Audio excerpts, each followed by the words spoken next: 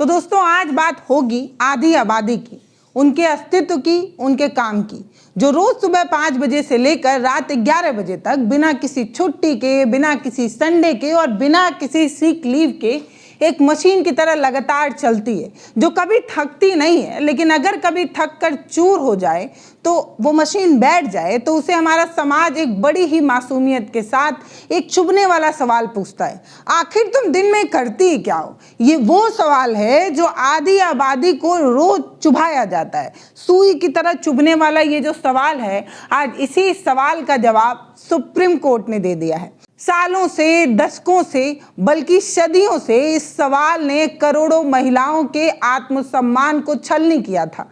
उनके पसीने को तार तार करने वाला, उनके पसीने को प्यार का नाम देने वाला, उनकी मेहनत को फर्ज का चोला पहनाने वाला, उनके काम को कभी कोई कीमत ना देने वाला, सदियों से जिस काम को फर्ज या ड्यूटी कहकर नजरअंदाज किया जाता था कि ये तो एक माँ का फर्ज होता है, ये तो महिला की ड्यूटी होती है कि वो घर को संभाले। तो भैया आज फर्ज और ड्यूटी जिसे हम कहते हैं, उसी को सुप्रीम कोर्ट ने क्या कहा है वो जानिए। देश की सबसे बड़ी अदालत ने एक असली पहचान दी है आज महिलाओं के काम की। तो अगर आप आधी आबादी हैं और अगर आप महिला हैं तो ये वीडियो आपको देखना चाहिए। अगर आप महिला नहीं हैं या आप अपने काम को समझाना चाहती हैं तो उन्हें ये वीडियो शेयर कर दीजिए जिन्हें लगता है कि आप दिन भर में कुछ नहीं करती हैं।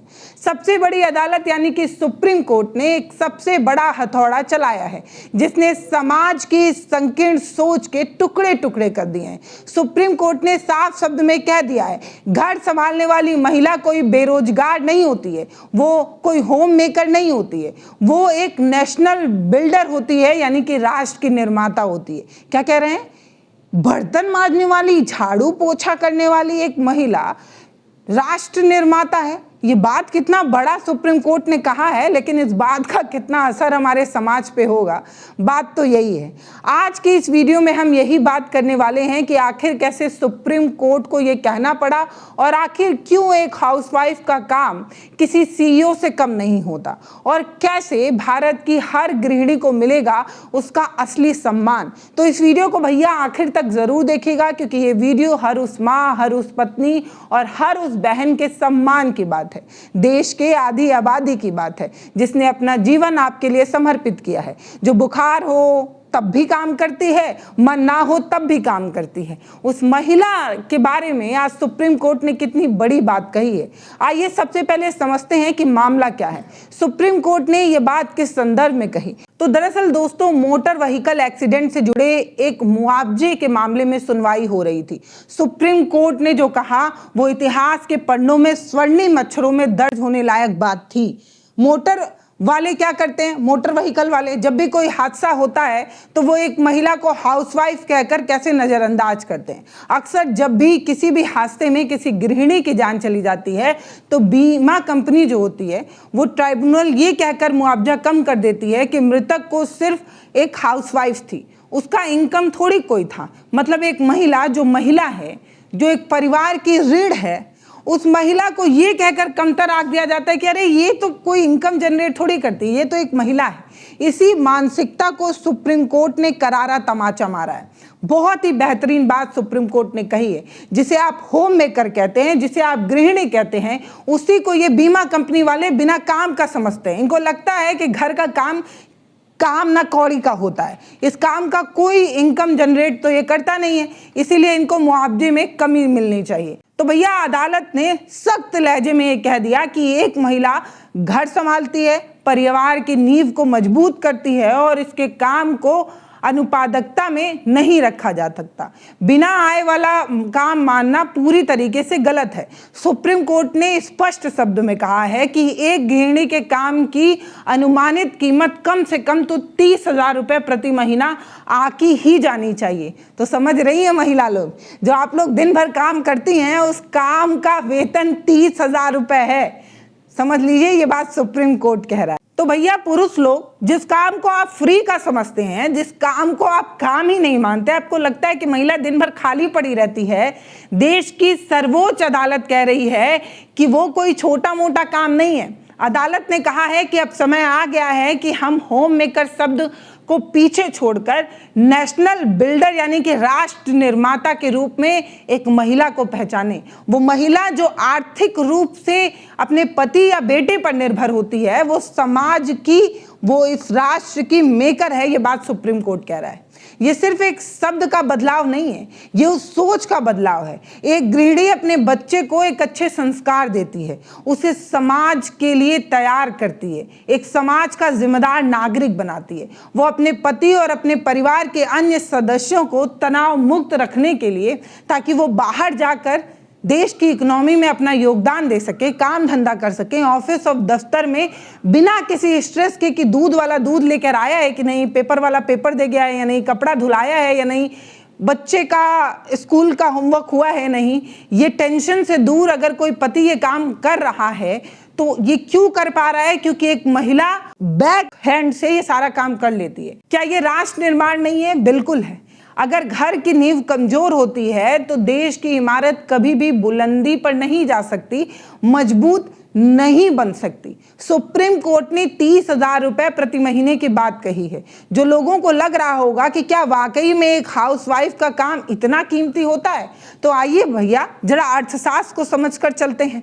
अर्थशास्त्र की भाषा में एक कॉर्पोरेट स्टाइल में अगर आप इसका हिसाब लगाने की कोशिश करेंगे तो मान लीजिए कि आपकी पत्नी, आपकी माँ कल से घर पर स्ट्राइक ले ले, मतलब कल से वो बोल दें कि भैया हमसे ना हो पाएगा।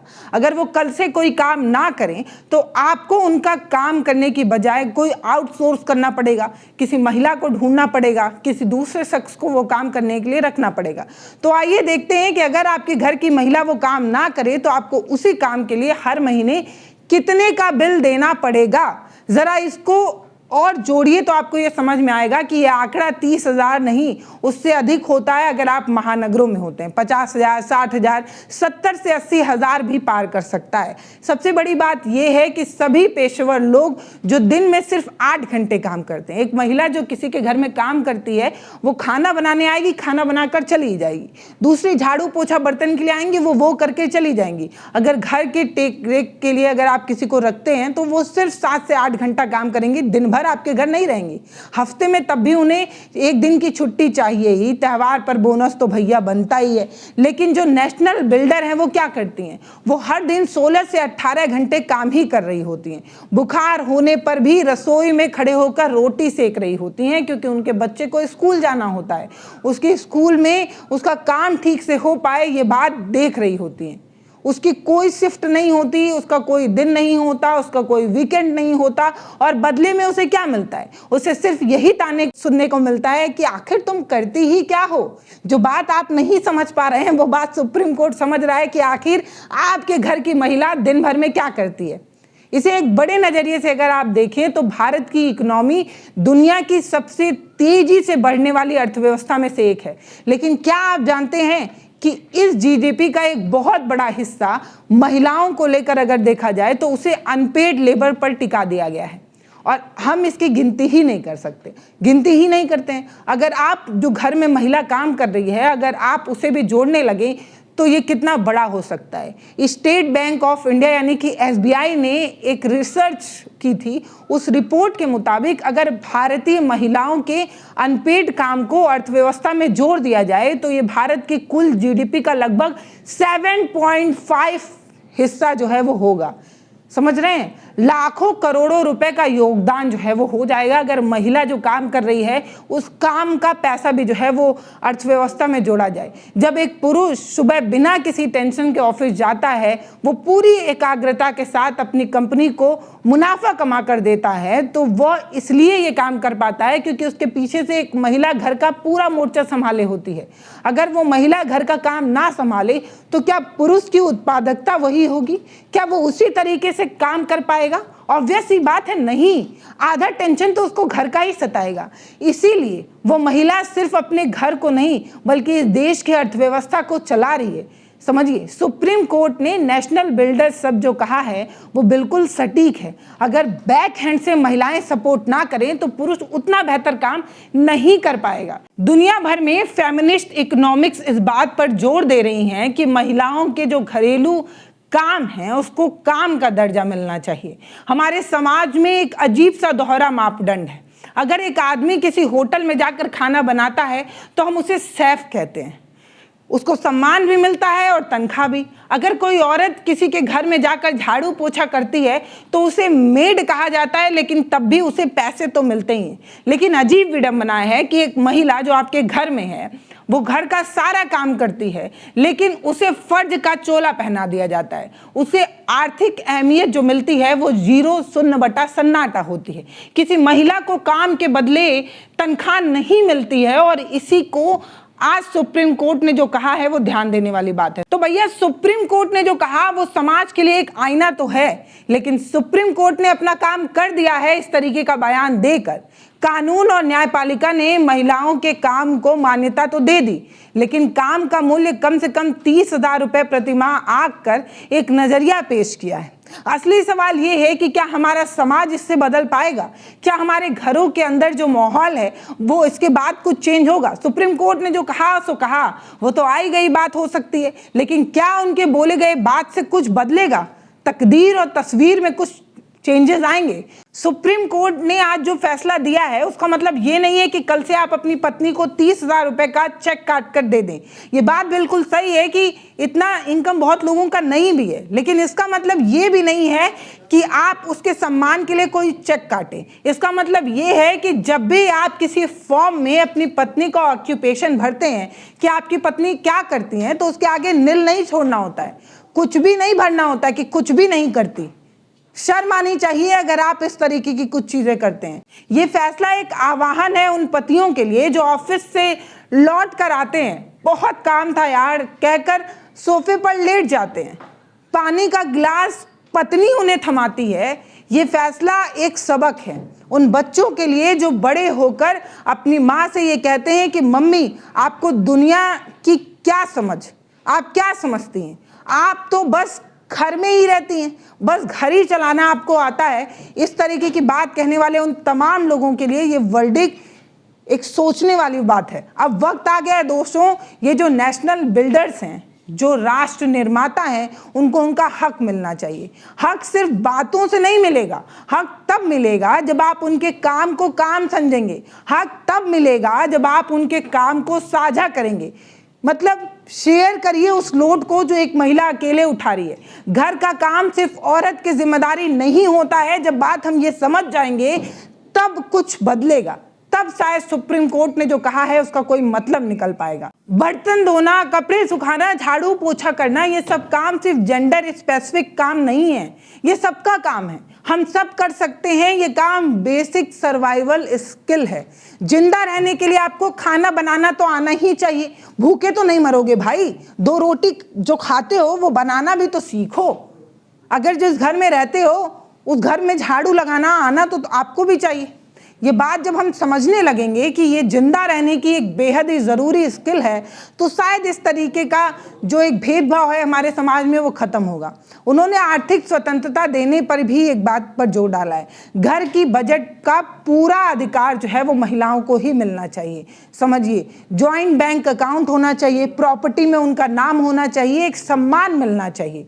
कभी भी भूल कर भी ये ताना ना मारो कि तुम कमाती ही तो नहीं हो, तुम कुछ करती ही तो नहीं हो, तुमसे कुछ हो ही तो नहीं पाता है, क्योंकि तुम्हें पैसे की कीमत का क्या पता, क्योंकि तुमने इसे कमाया नहीं है। ये ताने जब आप महिलाओं को मारते हैं तब आपको सुप्रीम कोर्ट की ये बात याद रखनी चाहिए। सच तो ये है कि वो कमाती नहीं है, इसलिए आप कमा पा रहे हैं। जिस दिन वो कमाने चली जाएगी उस दिन आप कमा नहीं पाएंगे।